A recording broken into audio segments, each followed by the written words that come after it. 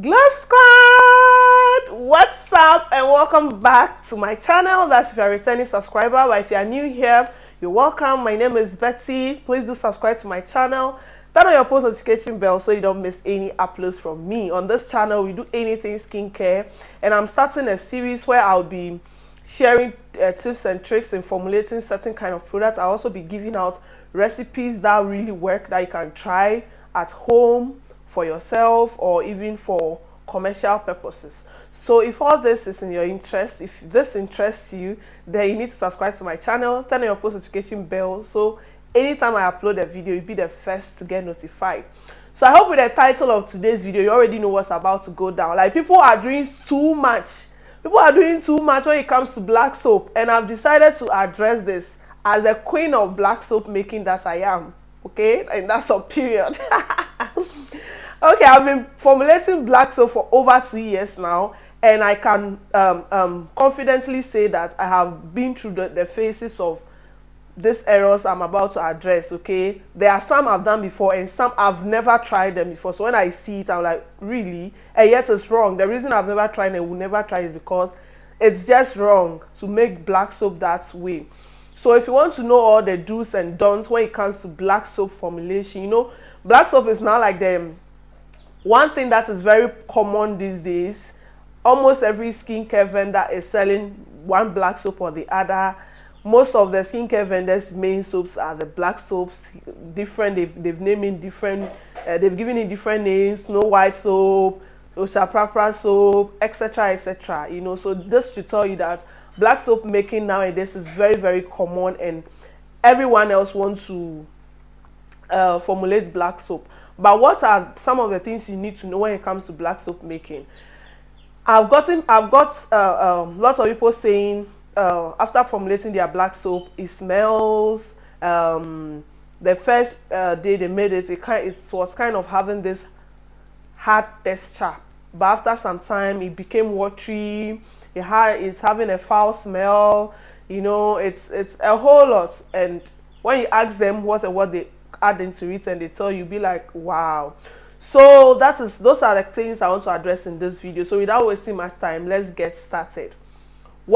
First and foremost, I know you would love to add purees. Like, people like pawpaw. Myself, I make use of pawpaw, carrots, etc. in my formulations. But how do you do it? When it comes to oils, it's good to just maybe do the hot method by steaming the fresh fruits with oil and then straining it and all of that, or using the dry fruits and then infusing it with oil and all of that. You can. But when it comes to black soap, already black soap is not something that a lot of people like. So you should be very careful when you are making such a soap. You don't just pour in anything at all and then you package it. After some time, it starts to smell. So adding puree, like raw blended fruits and whatever it is into your black soap, is wrong. If you want to formulate your black soap professionally, avoid blending carrots, blending whatever it is, and just pouring it into your black soap like that.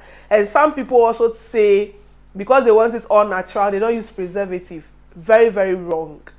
If you are producing something for mass consumption, like you are making something for people, you need to preserve it. And especially if you are someone who is thinking of taking your business far, you are not making something that you just want to do for one time use, or you get it. You need to preserve your product for your product to last longer. You don't want a client receiving product from you, few days time, the product is smelling bad, it's looking some way, and you start to get bad reviews and all of those things. No. Professionals formulate each and every product with preservative inclusive. All the product that you buy from shops, you ship from wherever it is. Have you seen any product that says this cream has no preservative, or this soap has no preservative? Like, where have you heard that from? A product being natural or all natural doesn't mean you don't have to preserve it. Also, soap comes into contact with water. You get into the bathroom, water enters your soap. So after some time, it will develop bacteria and even develop molds, which makes it toxic for your skin. So you need to preserve the soap so that it doesn't go bad. You know, it doesn't develop any bacteria and, you know, all of those things. So you need to preserve your soap no matter what. Let's go back to the puree aspect. Yes, it's good to add, those fruits are good, they have good properties, they do a whole lot to the skin. But instead of blending all these things and just pouring them into your soap, you can opt for powder or oils, you know, to professionally make your soap, for your soap to still smell nice, look good. After some days it doesn't start to smell and all those things. You get it? So instead of using purees, just blending carrots and in it, I know I've repeated this several times, I just want you to get it. So instead of blending carrots, mango, whatever it is, and just pouring everything inside your black soap, there is carrot powder, there is any powder at all that you're looking for, you get. There is orange powder, lemon powder, carrot powder, even egg powder. One thing I also learned is people pour raw eggs into their soap with the intention of whitening. Who does that? Egg already on its own smells foul. Like, it's something that is ew, like in some way. So imagine pouring egg inside black soap, mixing everything together, and they add a whole lot of other things. After some time, your black soap definitely will smell. Nobody likes to come out or enter the bathroom using a soap that smells foul. No. Use egg powder instead. If the egg you want to use, you really need it that bad, you need the benefits of that egg so badly, then please opt for egg powder. Ask your organic vendors, ask your organic shops, ask your organic raw material suppliers. They have all these powders. Get them original raw egg powder and use for your formulation. Yes, I use egg powder in formulating my stretch mark soap. Instead of pouring raw egg into your soap, please buy egg powder. Use egg powder instead. That will not smell bad. It won't make your soap stink. So stop mixing things like you are mixing concoction. No, formulate your product the professional way by using high-grade oils and then powders. Okay, when it comes to black soap, it's good to just do it the natural way and still have all your ingredients intact and your soap still intact even after formulation. So you can use oils, you can use powders, carrot oil, you can use carrot powder, and even the benefit from this is higher than using the raw blended carrots. The oils have higher nutrients, the powders also have higher nutrients. Use them and you still get the benefits you want. Okay, also those of you that like pouring tubes, I've seen someone using tube creams on the streets. People are formulating black soap with tube creams. Who does that? What is the relationship between a soap and a cream mixed together? Their pH is not even the same. A soap has higher pH than creams. There is no way you mix a soap and cream together and expect some sort of, they'll tell you they are making Oshapra whitening soap, Oshapra black soap mix, Snow White black soap mix. So they gather some Snow White creams, some tube creams and all of that and mix together into soap. Please, it's wrong. Professionals don't behave like that. If you want to be a professional formulator, you want your soap to come out very well, like good soap that everybody will love. Stop mixing all those things into your soap. Stop mixing tube creams into your soap, body creams, and all of those things. There is no business between black soap and body cream. Nobody formulates black soap with tube creams. Stop it. Instead of mixing tube creams, get high-grade oils and serums. We have soap activator serums, soap activator liquids that you can incorporate into your black soap mix. Instead of using those creams, please stop mixing creams and tubes into your black soap. Stop it. People use soaps and then they come to us and they use a particular soap that gave them this particular skin reaction. That I'm like, people do too much when it comes to soap. Also, soaps are wash-off products. It's not a body cream that you're going to keep on your soap like for a very, very long time. So you guys, you just do too much when it comes to soaps. If you are going to use 15 different types of powders, use them in their right percentages, oils, other ingredients, and you are good to go. No need trying to say you are boosting the effectiveness of your soap by pouring in lotion, tube cream. please stop it. That is one thing that makes your soap smell. And also, when I started making soap, I was using sulfur. Sulfur was part of my ingredient. I have stopped using sulfur completely in black soap, and this is why.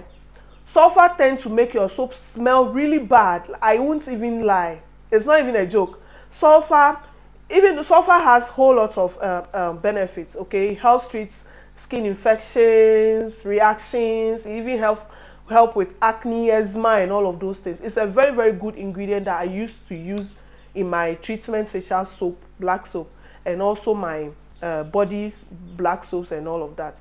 But what happens is, after I formulate the soap, within 1 week or two, the soap starts to smell very bad. Like, no matter the fragrance I add, no matter what I add into the soap will start smelling awful. I was getting very, very bad reviews from people. Already, not everybody really likes black soap. So yours has to be exceptional for people to keep coming back to it.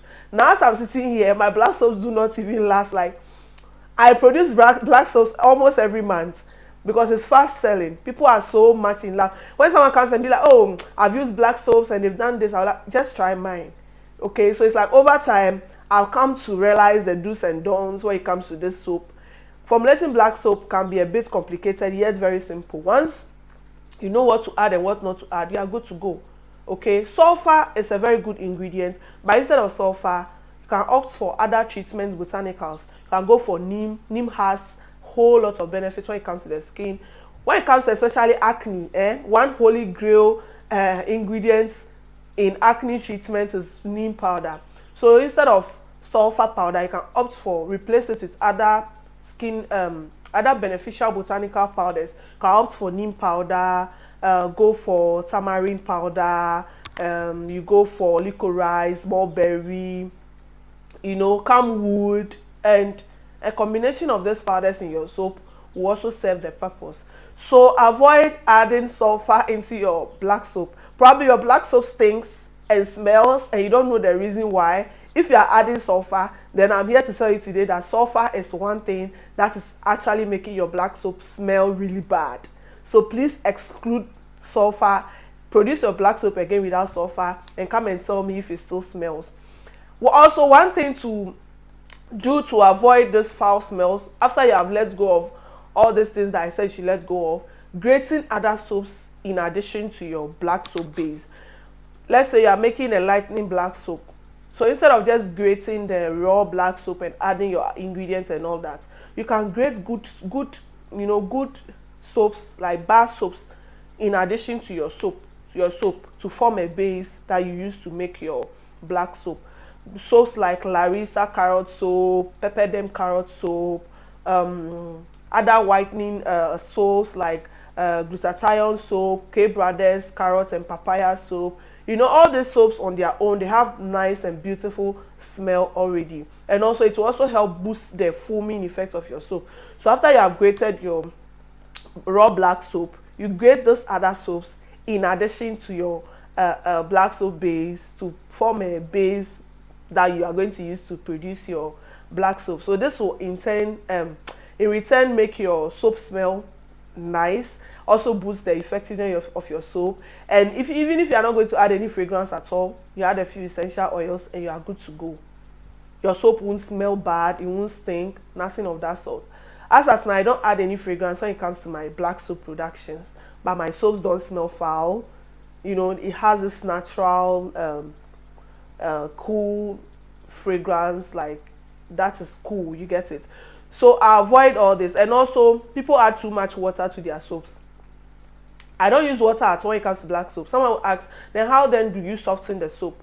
You can do the melting process, but if you are producing in large quantities, someone will say, unless I soak the soap with water for some days before it will soften, and then that's how come after some short period of time, the soap is supposed to be a soap paste, not a body wash. You buy black soap. I've seen people's black soap in their containers. You can even pour, like it looks like a gel. It's a soap paste. If you are not making a black soap wash, I don't see a reason why you should be using a whole lot of water when it comes to making your black soap paste. So instead of water, let's say you get your omiaro You can soak your soap with Omiaro, Oshaprapra water, and the likes. They are enough. Maybe your stretch firming water. And if still your black soap, after you have blended with your machine or whatever it is, and your black soap still has this hard texture, you want it to loosen up a bit or soften a little bit, you can pour in a body wash. As I'm speaking with you, I have a whole gallon of wash that I've made, like a raw kind of body wash that I've made purposely for I've made it in a kind of light consistency that I keep aside. So whenever I'm making my black soap, that is what I pour to soak the soap.